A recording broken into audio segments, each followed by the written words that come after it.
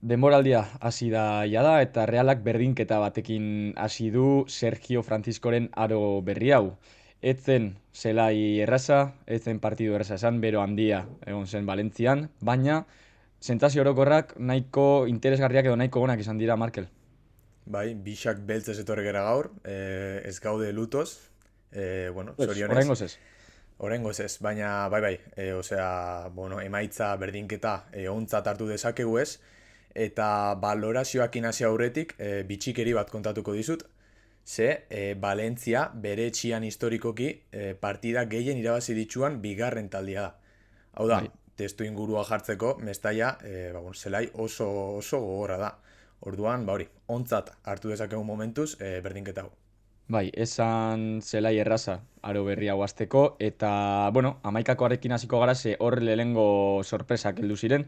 Espero ez genituen izen batzuk ez. Lehenengoa atzetik hasita Kaletakarrek debutatu zuen, o Txaletatzarrek debutatu zuen ligan. John Martin ez genuen ikusi, ez da Aritze Lustondo sartu zenean ere, bueno, bigarren zatian, eta horrek nire behintzat harritu zidan, eh? Osea, azkenean aurre denboraldian ia guztia jokatu du, konfiantza handiz ikusten genuen, gainera sentsazio oso onak utzi dizkigu, bai ligan eta bai aurre denboraldi honetan, eta ez ikusteak min eman zidan, ze nik uste dut jada jokatzeko dagoela eta benetan hamaikakoan egoteko maila erakutsi duela.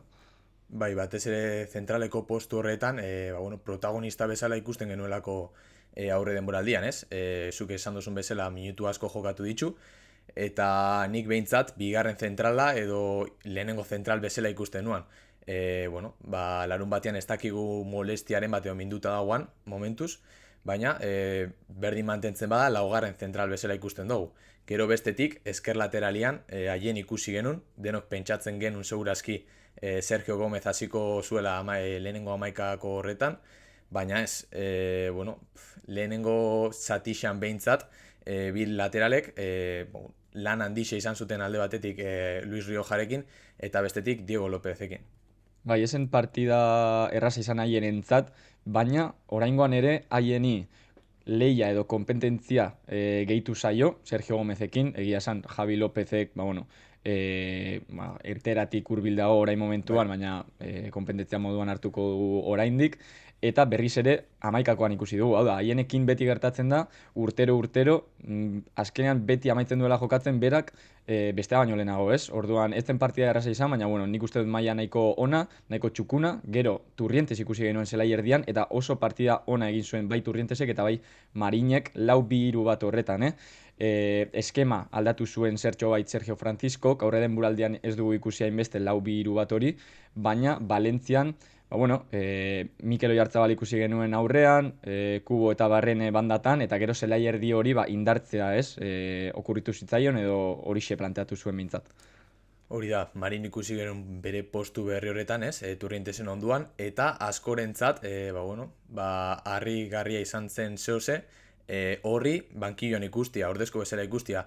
Arraroa da, ze aurre denboraldian bai karrika eta bai horri ikusi ditugu aurrian partida guztixetan, eta ligako lehenengo partia iristen da, eta Oyarzabal, aurrian jartzea erabakitzen du Sergio Francisco, ez? Bai, Orduan, hemen, hemen bai, esan beharra dago, Diario Basko argitaratu zuela partida eta gero, ez egoela euneko eunean. Hau da, molestia txiki batu zituela, orduan horrekin ere kontuz ibili direla, eta gainera jakinda aurre denboraldian ere karga horiek bai. modu desberdinan gestionatu dituztela, agian kontuz ibili dira eta horregatik ikusi genuen Oyarzabal aurrean.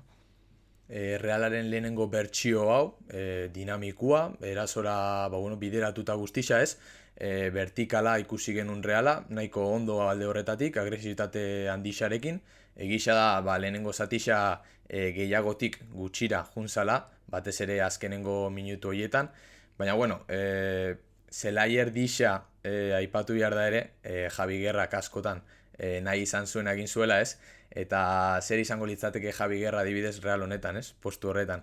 Baina momentu honetan jokalari horren berri, fitxaketa horren berri ez dakagu, eta ez dakit bigarren Santixan, bai Valentziak erasorako bideraketa hori inzuala ez, eta Dani Rabak bakarrik baloia jaso hostian erdi izan, kristoneko pasia botazion Dani Diego Lópezeri, eta honek barrura sartu zuen. Bai, nik uste dut hori, askotik gutxira pasatu zela Reala Bai, lehenengo zatian batez ere, oso ondo hasi zen, eta ikusi nuen batez ere desberdintasuna partidua apurtzen zen momentuan, edo jokaldiak apurtzen ziren momentuan, hau da, kontraerasoak, eraso azkarrak ez, Barrenerekin, Barrene oso ondo ibili zela gainera, bai, Kuborekin ez, ikusi nuen deskontrol horretan Reala erosoago bestetan baino ez, hau da, Imanolekin, nik uste dut Realak bueno, lehen bai, lehen ipintzen zuen gauza, prioridadea, segurtasuna zen, eta hau da, bai. jokaldiak seguru eramatea aurrera, baloia ez galtzea, eta ikusi nuen deskontrol horretan pixka bat vertikalagoa, realagoa, pixka bat ausartagoa erasotzeko orduan, eta egia esan gero, punteria etzen izan eunekoa, ze azkenean Braisek aukera garbi bat izan zuen, Mikel Oyarzabalek ere jaurtiketa bat izan zuen nahiko argia, eta horrek ez zituen sartu, baina joko horretan bai real vertikalago bat ikusi genuen, eta nik uste dut hori ondo etorriko zaigula urrengo partietarako. Bai, batez ere ointxe ipatu duzuna ikusi genuen, gola jaso ostian, ez? 3 minututara Mhm. Realak erreakzionatzia lortu zuan eta gola sartu zuan. Osea, azkenean hori goraipatzeko ere badakagu, ez? Bueno, kontraerasotzeko erreakzio hori eukitzia. Gero baitxa ere, aldaketetan ikusi genuen Mikel Oyarzabal puntaren atzian. Egisa da, lehenengo zatixan Braiseri paseo oso on bat eman ziola, kontrola txarra izan zen, behazke horriri eman zion pasia ere, kristonekoa izan zen, naiz eta horri hotz egon edo minduta egon, baloi hori kanpora botazuan. Baina ala eta guztiz ere, lehenengo zatixan nik uste, baloi hauskoki genitxula, area kanpotik botatzeko, eta kubok bota zuen bakarra sartu zen orduan. Nik uste, lekua badaola botatzeko eta jaurtiketa horiek ere probain behar diala, ez? Bai, Turrientesek partidaren ostean egindako elkarrizketan berriz nabarmendu zuen asko ari direla eskatzen estafetik jaurtitzeko. Eta hori orain arte ez dugu ikusi. Eta hanka ona duten jokalaria ditu Turrientes bera, Kubo gola sartu zuela, Brais falta bat eukizuela Braisek ere hor area ertzean. Hau da, jokalari abila ditugu eta jaurtitzeko prest daudenak, ez? Gero hori, Mikel Oyarzabal Bai, postu bere horretan ikusi dortxalari genuen, omen ez? ezin, Hori, bai. hori da. Jende asko eskatu duela azken urteetan, askartasuna galdu du ez, lesionatu zenetik, pixka bat, abiadura hori ez da gaztea zeneko berdina, eta orduan erditik ere ikusi nahi izan dugu, eta lehenengo partida honetan aukera izan genuen. Nik uste dut zerbait zirkunstantziala izan zela, ez? Ez dakit nola esan. Momentuko gauza Momentukoa, izan bai, zela, bai.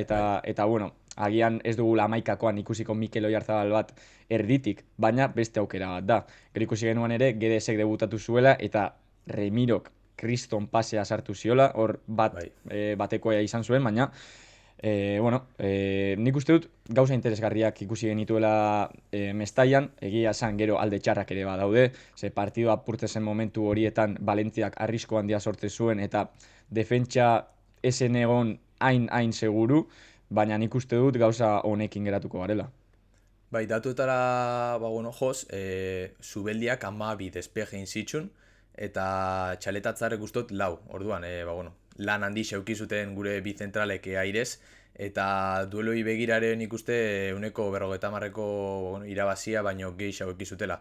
Orduan, hori alde batetik, gero bestetik, zeinbat gauza ere gertatu ziren, adibidez, haien mindut aterazan, txaletatzar ere, kargaut aterazan, orduan, horregaitxik agian ikusi genuen, Susitxe zala sartu, ez? Mhm.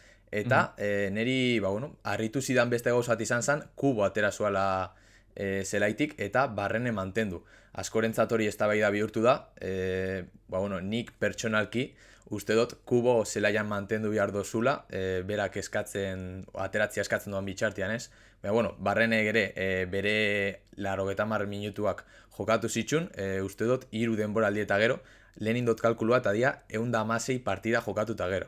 Osea, 2021ko abenduaren batetik, zuan Barrenek 80 partida osua jokatzen. Vamos. Asko da, eta Bai, oso albiste hona da Realarentzat, Barrene entxufatuta egotea. Nik uste dut Sergio Franciscok kriston konfiantza duela berarengan, bai, laugarren kapitain moduan sartu du gainera. Barrene entxufatuta egotea oso garrantzitsua da, ikusi genuen oso elektriko zegoela, oso bizi, regateak egiten, gauza desberdinak saiatzen, ez? Jokalari desberdin bat da, eta gaizki atera daiteke, gauza batzuk ez dakit nola esan, arrisku hartzen duten jokalari horiek beti dute alde txar bat, ez? Bai. Baina hori gutxitzea lortzen badu eta alde onak esplotatzea, batez ere area barruan, ze hor zenbakiak eskatu behar zaizkio, kriston jokalaria da eta realari oso ondo etorriko zaio, ze gainera beste bandan kubo baldin badukazu, eta goian Horri edo Mikel, hor esplotatzeko arma interesgarri bat daukau. Ordan balorazio orokor moduan, alde honekin geratuko gara, ze lehenengo partida da, eta azkenean oraindik erritmoa falta da, bero handia zegoen ere, eta hori horrek eragina dauka, ez? Baina alde honekin geratzen gara, alde txarrak hobetzeko oraindik denbora dago eta merkatua ere, ze ezin gara ahaztu merkatua oraindik irekita dagoela eta erdiko jokalari hori oraindik heltzear dagoela, baita ere irteerak oraindik emateko daude, baina bai horixe. Bai, batez ere hori, lehen aipatu dugu azkenean lehenengo jardunaldia da, gauza asko daude konpontzeko edo behintzat fitxak bere lekuan ondo jartzeko, ikusten dugu gola, bi edo hiru traba dauzela, ez? Alde batetik, Aranbururi juten zaiola jokalaria, gero bestetik hori, Rabak bakarrik jasotzen duela baloia, baina hori denboraldian zehar ikusten badugu berriro, txartzat hartuko dugula, ez? Hori, hau, 15. jardunaldian ikusten badugu, azkenean nota txarra jarriko dugu, baina lehenengo jardunaldia izan da, eta hori, egoera klimatikoa horren bortitza izan da, normala da. Baina, bai, asteburu honetan, igandian, Espainol dakau, atzo partida osuna jokatu zuen, orduan, lehiakide gogorra. Bai, Espainolek ez duen kasualitatez Atletico Madrilen aurka irabazi, ez? Lan ona egiten ari da, eta ikusiko dugu nola doan partida hori, amaitzeko nahi baduzu, lehen partida honetako MVP-arekin joango gara. Nirea Barrene da. Hau da, nik uste dut gehien saiatu zena izan zela, gauza batzuk atera zitzaizkion, beste batzuk ez, baina asko saiatu zen eta hori nabarmenduko nukenik. Nik ondo ikusten dut, baina ez dute partekatzen, ze nire ustez Kubo izan zen, egisa da nire predikzioetan, decepzio bezala jarri nuela Kubo, baina ez gara ondazide hor, Bai, baina azkenean aurpegisa ematen duan jokalari bakarretako bat da Kubo, beti, eta mina itzen saiatzen den jokalarietako bat da.